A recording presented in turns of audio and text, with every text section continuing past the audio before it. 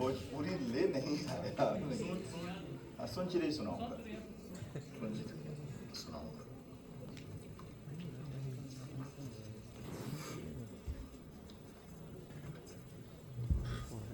नमस्कार। जी ने कहा तो मातृ संस्था है ये, क्या बात है। तो मातृ संस्था में तो आना अच्छा ही लगता है। यहीं हमने सपने देखने का शऊर सीखा। कविता तो पहले से लिखते थे, लेकिन जाहिर है कि कविता में भी बहुत कुछ यहीं आकर सीखा। हम लोगों के श्रद्धेय गुरु को याद कर रहे थे, व्योमेश जी, केदार जी को।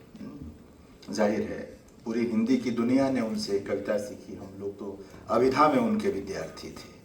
बहुत सारे लोग तो बहुत दूर दूर से उनसे सीखा।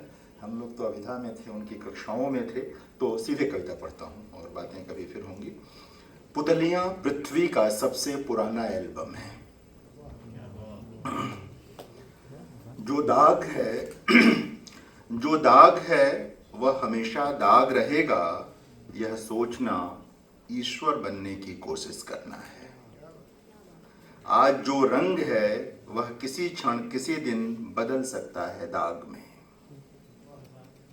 आदमी की तरह समय भी बदलता है करवट।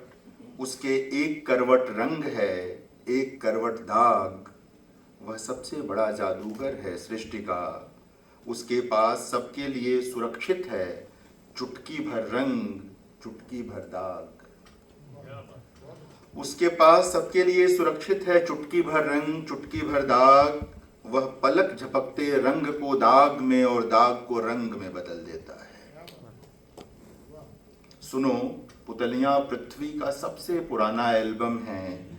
कभी किसी बुजुर्ग की आंखों में झांक कर देखना, वहां कई तस्वीरें होंगी रंग के दाग में और दाग के रंग में बदलने की।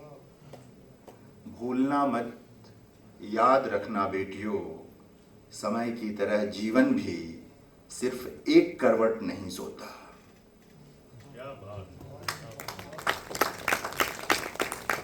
और पिता के लिए वो कह रहे थे, मैं सोच रहा था कविता पढ़ता हूँ। हालांकि ये थोड़ी अलग तरह की कविता है, लेकिन फिर भी पढ़ता हूँ आज। जब कभी जाऊंगा पृथ्वी से, सोचता हूँ जब कभी जाऊंगा पृथ्वी से, क्या ले जाऊंगा अपने साथ। सफलताएं छूट जाएंगी यहीं देह के मैल की तरह। सफलताएं छूट जाएंगी यहीं देह के मैल की तरह। यदि उन्हें मान लें इत्र तो भी वे नहीं जाएंगी मेरे साथ। जिस क्षण मैं निकलूंगा धराधाम से, वे बिना पदचाप समा जाएंगी किसी और की रुमाल में। इन दिनों पद और पद से जुड़ी प्रतिष्ठा पर कोई भी चर्चा मन बहलाने का बहाना भर है। अक्सर देखा गया है जिस दिन जाता है पद, उसी दिन उसकी परछाई की तरह चली जाती है प्रतिष्ठा। जो इसे अपना माने बैठे रहते हैं मुगालते में, वे अपने परिवार पर कहर की तरह गिरते हैं। हालांकि अपवाद भी होते ही हैं हर नियम के। कुछ ऐसे भी हुए हैं जिनकी प्रतिष्ठा नहीं गई पद के साथ। तो जिस दिन निकलूंगा न लौट कर आने के लिए, क्या लेकर जाऊंगा अपने साथ। छूट जाएगी यहीं काया की माया। जिनके लिए जिया जीवन का 12 आना, वे भी रोक नहीं पाएंगे जाने से। जिनके लिए जिया जीवन का 12 आना, वे भी रोक नहीं पाएंगे जाने से। और चले जाने के बाद धीरे धीरे धूल जम जाएगी उनकी स्मृतियों पर। शून्य में रचे बसे मेरे ठहाकों पर। यदा कदा होठों पर आई तिर्यक मुस्कान पर, जिसे कभी कभी वे लोग पुस्तकालय के कर्मचारियों की तरह झाड़ते रहेंगे। कोशिश करेंगे अपनी बातचीत में लौटाने की मुझे।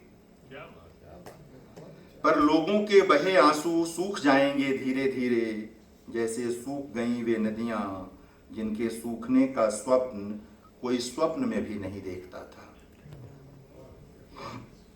लोग कहते हैं सब कुछ समा जाता है काल के गाल में, पर इसके साथ यह भी सत्य है कि काल की हर कोशिश के बाद भी बचा रह जाता है जीवन पृथ्वी पर। लेकिन जब जाना ही पड़ेगा तो क्या लेकर जाऊंगा साथ? लेकिन जब जाना ही पड़ेगा तो क्या लेकर जाऊंगा साथ? सिर्फ प्रेम लेकर तो जा नहीं सकता। उस पर पड़ा रहता है एक झीना सा आवरण, वह घृणा की तरह पारदर्शी नहीं होता हर क्षण। सिर्फ प्रेम लेकर तो जा नहीं सकता, उस पर पड़ा रहता है एक झीना सा आवरण, वह घृणा की तरह पारदर्शी नहीं होता हर क्षण। और इस जीवन का प्राप्तव्य नहीं है सिर्फ प्रेम। यदि वे लोग नहीं होते जिन्होंने की मुझसे आत्मा के आयतन भर घृणा, तो मैं कैसे समझ पाता प्रेम का घनत्व? तो मैं कैसे समझ पाता प्रेम का घनत्व?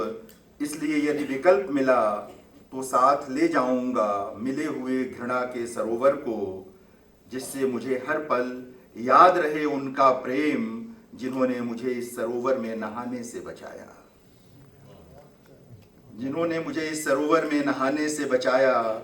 मैं ऋणी हूँ मुट्ठी भर उन लोगों की घृणा का, जिसने मुझे होने का बोध कराया, जिनके होने ने मुझे एक ऐसा मनुष्य बनाया, जिसके प्राणों में चमक है पके धान सी, जिसकी पुतलियों में हंसी है गेहूं के बालियों की। इसलिए यदि मिला विकल्प कुछ और लेकर जाने का, तो लेकर जाना चाहूंगा पसीने से नहाए किसी किसान की हंसी, मन की आंख के ताखे पर रखकर। और पिता कविता पढ़ने के लिए कहा, पढ़ता हूँ। छोटी सी कविता है। सॉरी, एक मिनट बस समय लेता हूँ। लगा था कई बार क्या होता है, इसको ढूंढा नहीं था इसमें, तो इसलिए मानुष राग मिल गई।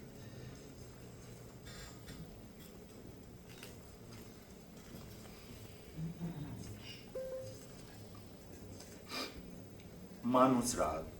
पिता पर कई कविताएं हैं, लेकिन मेरे ख्याल से इसी कविता के लिए इन्होंने कहा है। तो धन्यवाद पिता कि आपने चलना सिखाया, अक्षरों शब्दों और चेहरों को पढ़ना सिखाया। धन्यवाद पिता कि आपने चलना सिखाया, अक्षरों शब्दों और चेहरों को पढ़ना सिखाया। धन्यवाद पिता कि आपने मेड़ पर बैठना ही नहीं, खेत में उतरना भी सिखाया। बड़े होकर बड़े बड़े ओहदों पर पहुंचने वालों की कहानियां ही नहीं सुनाई, छोटे छोटे कामों का बड़ा महत्व बताया। सिर्फ काम कराना नहीं, काम करना भी सिखाया। धन्यवाद पिता कि आपने मानुष राग सिखाया। बहुत बहुत धन्यवाद, यह जानते हुए भी कि पिता और पुत्र के बीच कोई अर्थ नहीं धन्यवाद का। धन्यवाद कि आपने कृतज्ञ होना और धन्यवाद करना सिखाया। कि आपने कृतज्ञ होना और धन्यवाद करना सिखाया। धन्यवाद पिता, रोम रोम से धन्यवाद कि आपने लेना ही नहीं, पूर्ण होना भी सिखाया। धन्यवाद, धन्यवाद पिता। सोनचिरे सुनाऊं, उसके पहले हमारे बहुत सारे युवा यहाँ बैठे हैं, तो एक प्रेम कविता भी सुनाता हूँ आपको। चुटकी भर में। बहुत आसान है किसी दिन चुपचाप उठकर तुम मेरे होने से बहुत दूर चले जाओ। संभव है जाने से पहले मेरे प्यार को दुलराओ। यह भी संभव है कि चौखट से तुम्हारे पांव टकरा जाएं और गिर पड़े स्मृति